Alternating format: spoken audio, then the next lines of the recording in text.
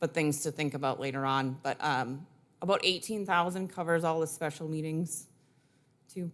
Thank you. Anything else, from council or candidates? Thank you, Kayla. Thank you.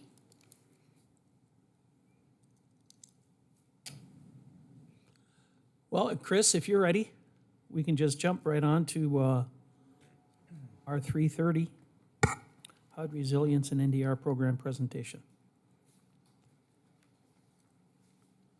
Mayor Ross, members of the council and candidates, my name is Chris Plank. I'm the administrator for the National Disaster Resilience Program with the city.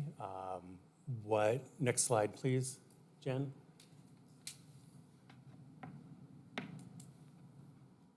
Oh, you have a clicker up there too, Oh, wait. Chris?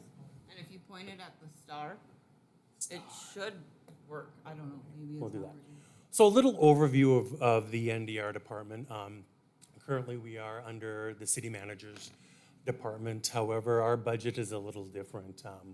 We don't actually use city budget funds. We're allowed to take from our previous grants, allocation 1, our CDBG disaster recovery, and our National Disaster Resilience Plan. We're allowed to take 5% to cover administrative costs. And if we think about where we were with all of the money, 5% has helped us a lot. As we move into the entitlement portion, we're able to take 20% off of the grant to assist with administrative costs. And what is administrative costs? Salaries, admin fees, whether it's publishing in the newspaper for our notices, whether it's consulting fees with CDM Smith or John Warcup, who handles our eminent domain cases. So quite a variety of things that we can use, as well as traveling. I'll get into that in the next slide, but some staff salaries that are taken out is myself, my federal compliance officer, and we do fund one of the accountant positions. And then staff, as they go through, if they've worked on any NDR projects or assisted, they bill that time to the project, so they get paid accordingly with that. So what do we do in the past and the future? So in 2023, I'm fairly new. And when we talk in baby terms, I'm only 13 months into my position. So I'm fairly new, I'm learning every day. My federal compliance officer has 7 months under his belt. However, I've been very lucky to have members of the finance department to support us. The gals in that department are knowledgeable. They've been working with the DR and the NDR longer than I have, so they've been a great source of reference for me. We also have HUD training. Did three monitors in I think my first 6 months starting here. HUD monitored us 3 times. Came out unscathed, and we worked through those. We worked through some acquisitions, some auctions, and some demolition projects, as well as in 2023 we did receive notification that we are an entitlement community now. Hopefully this week, we'll find out what our allocation will be. Typically, the allocations are done in October. However, with the challenges of the government this year, those numbers aren't going to be released till this week. So I do have my consultant here this week. She'll be doing a small presentation tonight to help us with that entitlement process. So in 2024, as most of you know, we did terminate the subrecipient contract with Project B.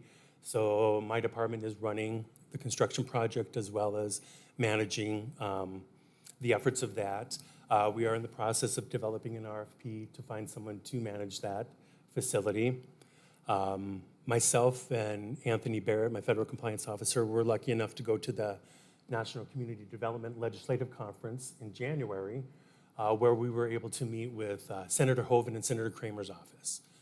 Thank them for their support of the CDBG program, as well as provide them with updates as to what we're doing within the community with the funds that they're providing.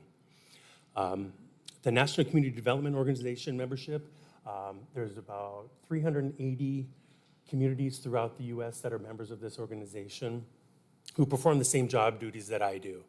So it's nice to have that resource to reach out and say, hey, someone asked about this question. How did your community do it? Is this even a feasible project?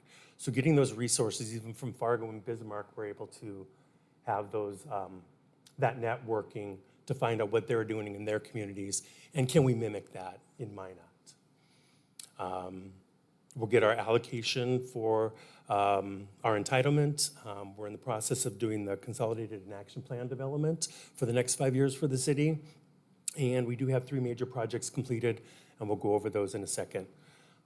For 25, we're gonna be doing action plans every year from here on out. We do have affordable periods for monitoring that my compliance officer has to do. As well as we would like to attend the legislative conference again in Washington, D.C. They do have one in June as well. However, that is not in the legislative process, so I feel we get more out of the legislative process than we would going to 2 a year. So, but they do offer 2 a year. We have auction and some demolition projects coming up. We have to get our action plan and consolidated plan approved by HUD. And we have some closeout processes that we have to do on some projects that we've completed by 2029 is when that grant is done. Acquisitions, and then working on the management of the Broadway Circle project. So just a couple projects. So Broadway Circle, people may know about. 6.1 million was allocated from federal grants along with some city reserves. We do have 3 buildings. There's a commercial space in Building A, and that is in the upper right-hand corner. That's where the Lord's Cupboard, Oshi Ramen. So that generates program income every month for the city or for whoever will be managing that project. Then we have the Family Homeless Shelter, which is the gem of the jewel for HUD. This will allow any individual male over the age of 13 to stay with the family if there's an emergency homeless. So that's a big thing for us. And then there will be a 17-unit low to moderate housing complex. 51% of those, or 9 units, have to be LMI, and the other 8 can be the regular market value. Or you can have all 17 LMI. But at least 51% have to be LMI. The construction date on this is 10/24, and then there's the 20-year affordability period that every quarter we have to have statistics showing that at least 51% of the property or the apartments are being rented by LMI individuals. I know Alderman Olson, this is a one that you are really proud of, the Center for Technical Excellence. Dakota College Botno, we've partnered with them under the Urgent Need Objective. They received $3.4 million in NDR funds. Construction was completed at the end of March. Final punch list items are getting closed up, and they are going to have an open house for that, but they will be offering dental assistance, some dental hygienist programs, eventually hospitality management, golf course and turf management, which is important, I guess, nowadays, information technology, and dealer parts and supply chain management, which I think would be very interesting to see how that would come out. And then Milton Young, Minot Housing Authority, the Milton Young Towers, under the low to moderate national objective. They received up to $5 million in NDR funds they completed construction at the beginning of March. They renovated or converted apartments either from a 1-bedroom to a 2-bedroom, or just renovated the whole one-bedroom apartment itself. They upgraded the fire protection system to the building. They renovated the hallways, restrooms, and common areas. And they too have a 20-year affordability period. And Tom will be here tonight at council to do a short presentation on Milton Young Towers.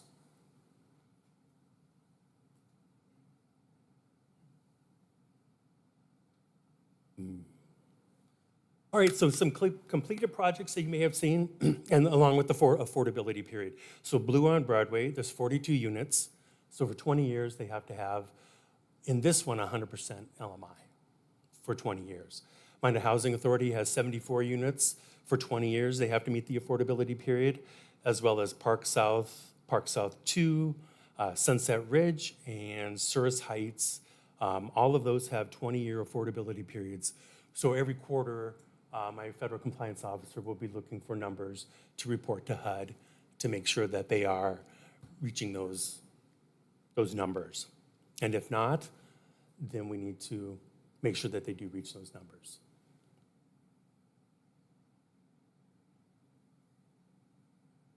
So moving forward, one of the things with the survey that came out wasn't directly pointed towards the NDR department, but just the lack of affordable housing.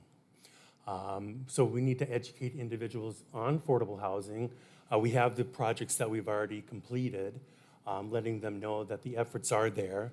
I think educating the community on the entitlement process, letting them know what activities are eligible, what activities aren't eligible, so that they can have a hand in the process as well.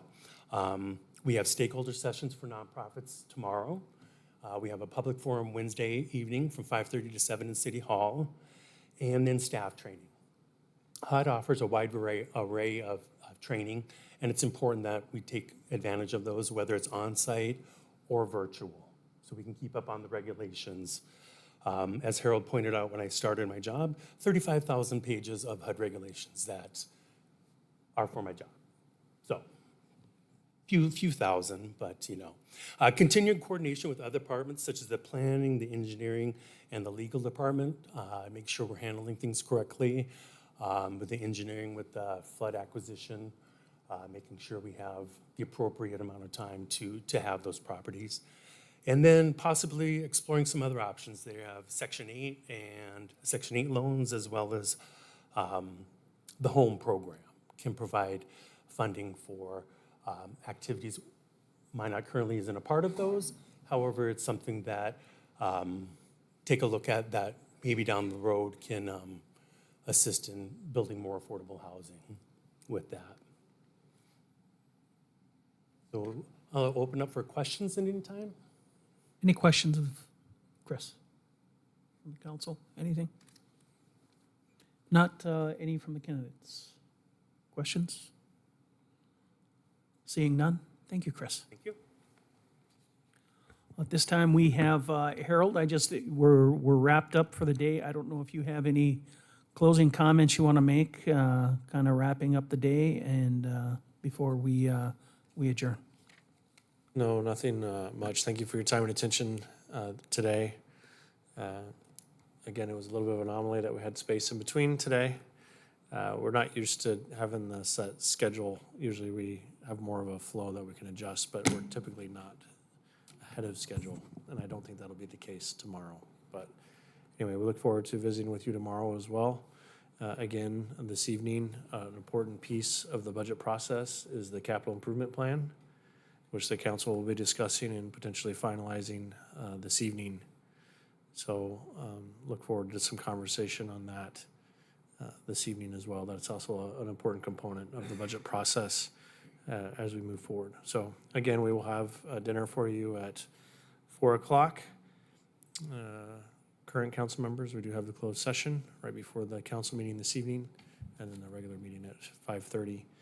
And I'm not sure how much of this is going out public, but I'll make the same plea that I do every year. This is probably one of the most important public processes we go through in a year. This is the time that if you have ideas or concerns to engage with your elected officials and your city staff with regards to the budget, what's included in it, what's not included in it, how much we're spending on things. Now is the time to participate, and I would strongly encourage anyone from the public to come forward, ask questions, share opinions, and participate in these processes. So tomorrow, Harold, we start here, right? We meet here? Yes, you will meet here. We will begin with a presentation from Public Works in this room, and then we will go out for a tour, and then we'll end back here and finish up the day with the other presentations here at this facility. Thank you. Okay. I do believe that tomorrow we will end up going to the airport and the library, correct? We'll have a bus here for that? Yes, we'll provide all the transportation needed for tomorrow, yeah. Thank you, Harold. If there's nothing further, we stand in recess.